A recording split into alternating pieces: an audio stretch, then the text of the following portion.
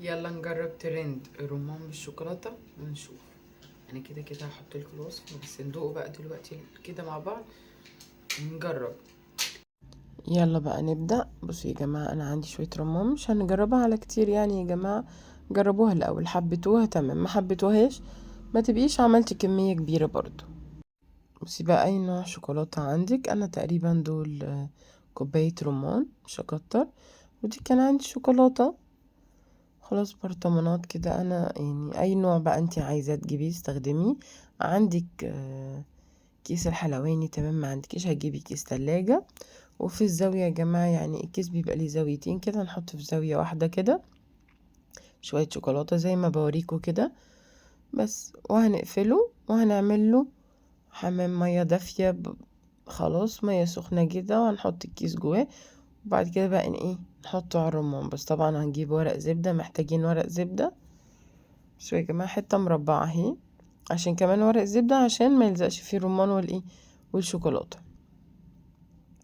نبتدي بقى نرص الرمان عليه كده زي دواير، يعني مجموعات كده رمان، بس تكون مقربة من بعض ولازقة في بعض، مش مفرطة يعني. والله يا جماعة هو طالع ترند وقلنا نجرب، احنا مش خسرانين حاجة. الرمان كان متوفر عندي والشوكليت عندي، وبصراحة قلت اجرب طعمه ونشوف طعمه هيطلع حلو ولا لا. طبعا هي اذواق، وهندوقه مع بعض واقول لكم هو كان طعمه عامل ازاي.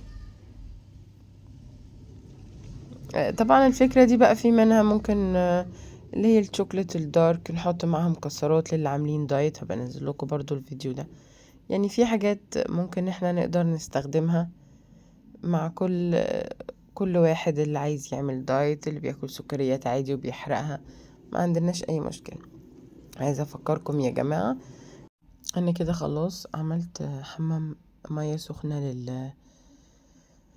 للشوكولاتة عشان تسيح معانا. وهنقطع بس الحرف ده عشان ايه ما يضايقناش في نزول الشوكولاتة، واخد بس الحتة البوزة الصغيرة دي قصة.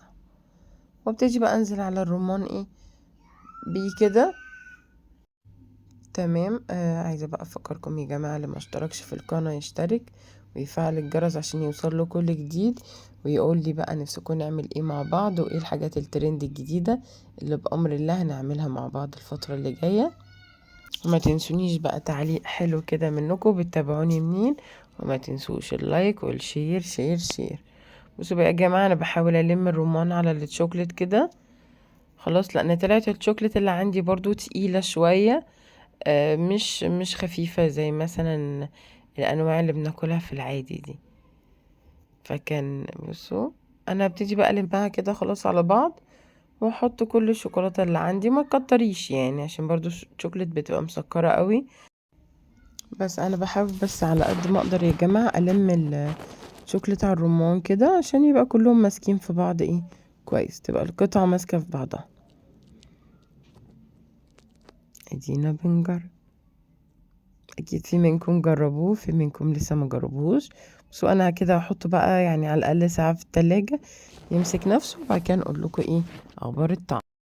سو انا عاملاه يا جماعة قطع، بس هو يعني ايه، في اللي بيبقى سليم منه وفي اللي ايه اللي بيتكسر. بصوا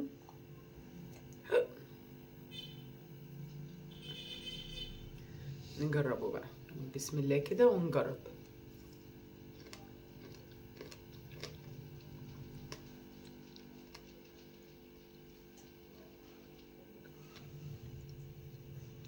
والله يا جماعة هو مش وحش، هو حاجة ميززة كده مع حلوة، ميكس غريب شوية بس مش وحش، هو لطيف.